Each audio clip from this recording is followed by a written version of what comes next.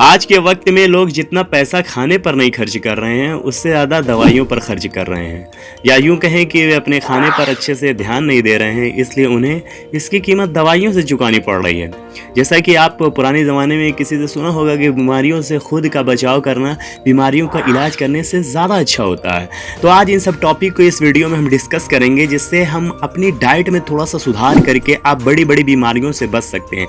जैसे कि आपकी बॉडी में कैंसर किसकी कमी से होता है और कब होता है ये जान पाएंगे, और वो कौन सी डाइट है जिसे अगर लेना शुरू करें तो हम कैंसर की इतनी बड़ी बीमारी से बच सकते हैं। और इसके साथ डिस्कस करेंगे कि अपनी बॉडी में इम्यून सिस्टम बनाना हो या बढ़ाना हो तो उसको कैसे, क्या ऐसी डाइट लें जिससे हमारा इम्यून सिस्टम अच्छा हो जाए। खैर टॉपिक पे आते हैं। पहली बात हम डिस्कस करेंगे कैंसर के बारे में। दोस्तों ध्यान रहे, कैंसर हमें तब होता है जब हमारे शरीर के किसी एक हिस्से के सेल बहुत तेज़ी से डिवाइड करने लगते हैं और उन सेल्स की संख्या तेज़ी से बढ़ने लगती है। जैसे कि हमारे शरीर में हर वक्त कहीं ना कहीं गलत तरीके से सेल्स डिवाइड होते रहते हैं, जिसका मतलब है कि हम में से किसी को भी कभी भी कैंसर हो सकता है। लेकिन ऐसा होता नहीं है, क्योंकि हमारा शरीर गलत तरह से डिवाइड होने वाले सेल्स को एंजियोजेनेसिस नाम के एक तरीके से मार देता है। भाई देखो, एंजियोजेनेसिस एक प्रक्रिया है जो कि हमारे शरीर के ग्रो करने के लिए ज़रूरी है। ये हमारे ब्लड वेसल्स को मेंटेन करती है और ब्लड वेसल्स के ज़रिए ही खून हमारे शरीर के अंदर अलग अलग हिस्सों तक ऑक्सीजन और एनर्जी को पहुंचाता है। लेकिन अगर ये ब्लड वेसल्स गलत तरह से बढ़ने लगे तो ये ऑक्सीजन और एनर्जी को उन सेल्स तक पहुँचा सकते हैं जो कि गलत तरीके से डिवाइड कर रहे हैं। इस तरह से उन सेल्स को पोषण मिलेगा जो कि आगे चलकर कैंसर का रूप ले लेंगे। लेकिन एंजियोजेनेसिस इन ब्लड वेसल्स को गलत तरह से बढ़ने से रोकता है ताकि वो खतरनाक सेल्स तक पोषण का ना पहुंचा सके। इस तरह से वो सेल्स मर जाते हैं और हमें कैंसर नहीं होता। एंजियोजेनेसिस को अगर हम किसी तरह से बढ़ा दें तो हम कैंसर से लड़ने की ताकत को भी बढ़ा सकते हैं। अब भाई देखो, इसके लिए डाइट ये है कि इसके लिए आपको ब्रोकली और सोयाबीन, ये दो चीज़ें ऐसी हैं, अगर आप इसको रेगुलर डाइट में आप लेते हो ना तो आप अपने एंजियोजेनेसिस जो क्रिया है उसको बढ़ा लोगे, जिससे आपके अंदर जो सेल्स हैं डिवाइड नहीं होंगे। गलत तरीके से जब डिवाइड नहीं होंगे तो आपको कैंसर होने का खतरा ख़त्म हो जाएगा। तो इसलिए आप अपनी डाइट के अंदर सोयाबीन और ब्रोकली की मात्रा को बढ़ाइए, जिससे आपका बॉडी जो है कैंसर से लड़ने वाली ताकत को बिल्ड करेगी और फ्यूचर में कभी भी आपको कैंसर नहीं होगा। अब डिस्कस करेंगे इम्यून सिस्टम की। देखो भाई, इम्यून सिस्टम के बारे में आप पहले से जानते होंगे, और ये हमारे शरीर को वो सिस्टम है जो कि बीमारियों से लड़ता है। हमारा इम्यून सिस्टम हमारे शरीर के छिपे अच्छे और बुरे सेल्स को बहुत अच्छे से पहचानता है। अगर उसे लगता है कि एक सेल नुकसानदायक है तो वो तुरंत उसके ऊपर हमला करके उसे ख़त्म कर देता है।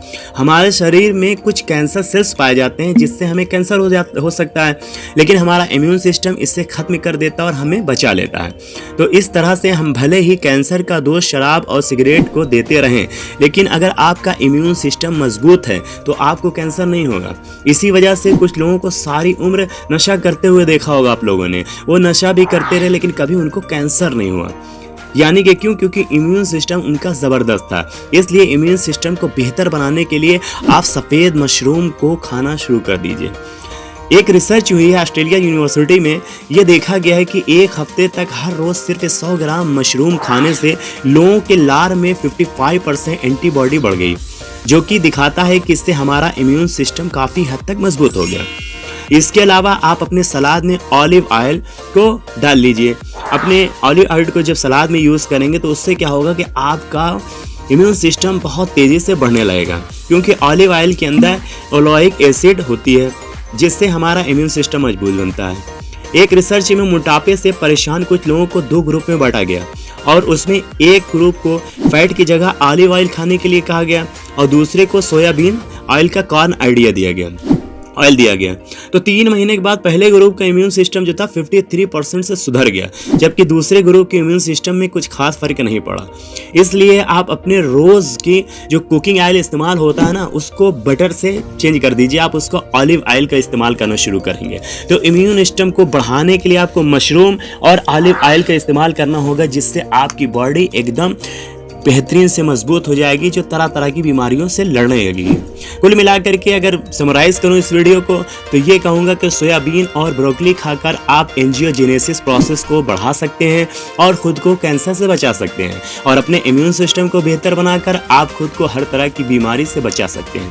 इसके लिए आप ऑलिव ऑयल और सफ़ेद मशरूम खा सकते हैं। खैर, अगर समुद्री मछली खाकर भी आप अपने कैंसर से, मतलब अगर आपकी बॉडी में कैंसर के शक है, लगता है, तो आप समुद्री मछलियों को खाना स्टार्ट कर दीजिए। ये भी एक पार्ट है, क्योंकि 2003 में एक रिसर्च हुआ था। 35,000 चाइना और सिंगापुर के लोगों के खाने की आदतों पर जब नज़र डाली गई तो पाया कि जो लोग हर दिन लगभग 85 ग्राम, मतलब 85 ग्राम समुद्री मछलियाँ खाते थे, उनमें कैंसर होने की संभावना 26% कम होती थी। साथ ही 2005 की एक स्टडी में यह भी पाया गया कि हर दिन मछली खाने से बावेल कैंसर का खतरा 33% तक कम होता है। अगली बार जब भी आप बाजार जाएं तो अपने लिए कुछ मछलियां खरीद कर ज़रूर लाएं। दोस्तों, उम्मीद करता हूं कि ये वीडियो आप लोगों के लिए बहुत यूज़फुल रहेगी। वैसे मैंने ये वीडियो जो बताई है ये ईट टू बी डिसीज बुक से बताई है, जिसे विलियम डब्ल्यू एली ने लिखा है। मुझे अच्छा लगा तो मैंने सोचा कि ये वीडियो को, इस इन्फॉर्मेशन को इस वीडियो के माध्यम से आप लोगों तक भी पहुंचाऊं, ताकि आप भी अपनी डाइट में सुधार करके इम्यून सिस्टम को बढ़ा सकें और कैंसर जैसी खतरनाक बीमारी से लड़ सकें। आज के लिए इतना ही। Take care, bye bye.